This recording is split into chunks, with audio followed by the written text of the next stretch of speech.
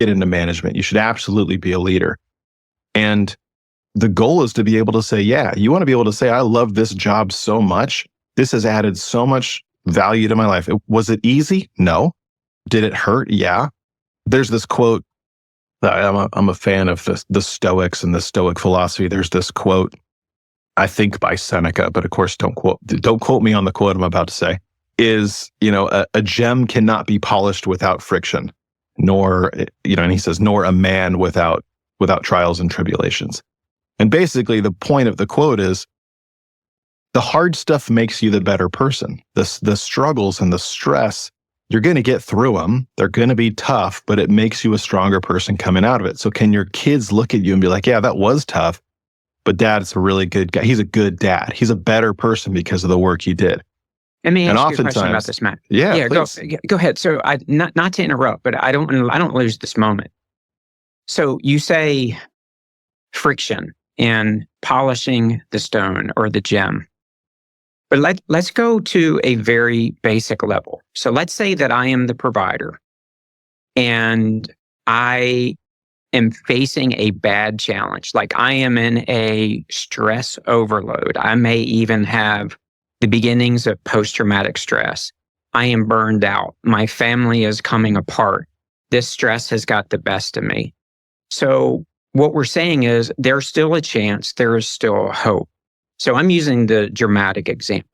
But would you say to me, especially in your role, because you have a lot of experience, but we're talking about the upsides to this. But what about the provider that feel like, oh my gosh, I don't know if I'm going to be able to do this in 5 years.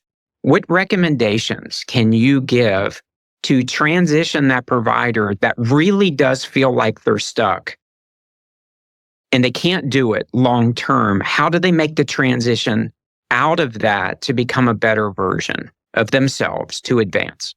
So I'll give you the answer, or what I think the research, both empirical and anecdotal, says to that. But I'll give it even a more drilled down example of really how EMS improves our lives without us even knowing it. So I often ask providers, hey, what's the worst call you could possibly run? And I go, pediatric arrest. You're like, got it. So let's say you run that pediatric arrest call. Whether the patient survives or not, you have this intense experience. And there's all these people on the call, and everyone has their own unique experience. Some might be walking away saying that was the best call of my life. I performed the way I was supposed to perform. All of that training I've done, the PALS algorithm or my hand-heavy algorithm, whatever it is, I nailed that. And then you have kind of what we think more commonly we see, or we expect to see, is people going, that was the worst call of my life. And so I asked them, I said, okay, in that moment, if that's the worst call in your life, do you go home and do you hug your kids just a little bit tighter that day?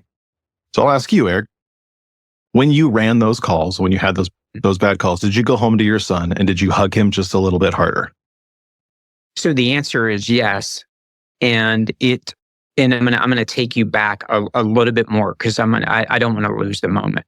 So let's say that my first pediatric arrest after my daughter was born. Okay.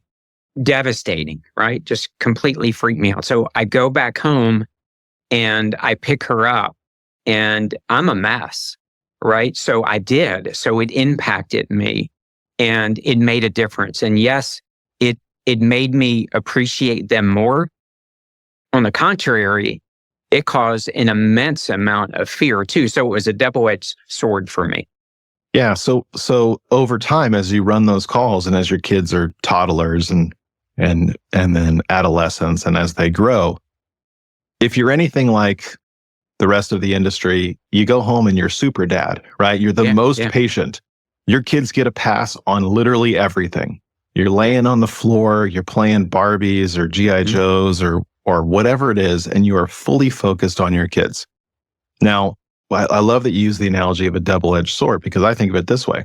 You just had this really intense experience, but you're not telling your kids you had that intense experience. All they know is that dad came home and man, he was throwing love at us. And their kids walked away from that experience with a deeper and more meaningful relationship with you. So arguably, if you didn't have that pediatric arrest on that call, on that day, you would have gone home business as usual. Hey, dad's home. All right, we'll go do your homework. Go do this, go do that. No, we're not staying up late tonight. No, we're not watching TV tonight. It's a school night, whatever. You impacted maybe ever so slightly. Maybe you just turned the dial ever so slightly, but you impacted kind of the love quotient, the love metric with your kids, and you deepened that relationship. So yes, you ran a horrible call that impacted you. But that downstream effect is that you strengthen the relationship with your kids without even knowing it.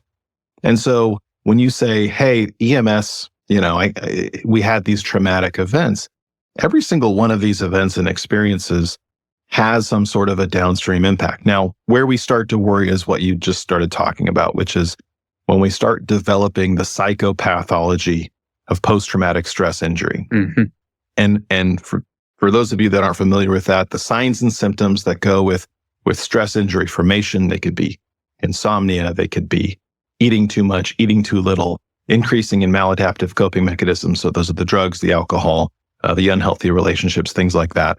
When you maintain that symptomology, when you have intrusive thoughts, when you have distracting thoughts, when it's impacting the quality of your life, and you maintain those symptoms for 30 days or more, and a psychologist or a psychiatrist diagnoses you, that's kind of the key point there, then you have, what's diagnosed as post-traumatic stress injury. It is an injury. We recover from injuries the same way you have a back injury and you can rehab it and you can get better, or shoulder injury, or whatever. The same thing is true with stress injury. So it's not a death sentence. It's not a career-ending diagnosis. It's just something that you need to get treatment for. We often find that when we and that can happen from a couple different ways, but we often find that when that goes unmitigated and people don't mitigate that stress injury formation, that's when they kind of go down the path of exactly what you're talking about. If you like this episode, check out the full podcast right here. If you want to see more videos, you need to check out right here. Remember, the most important person you're ever going to lead is you.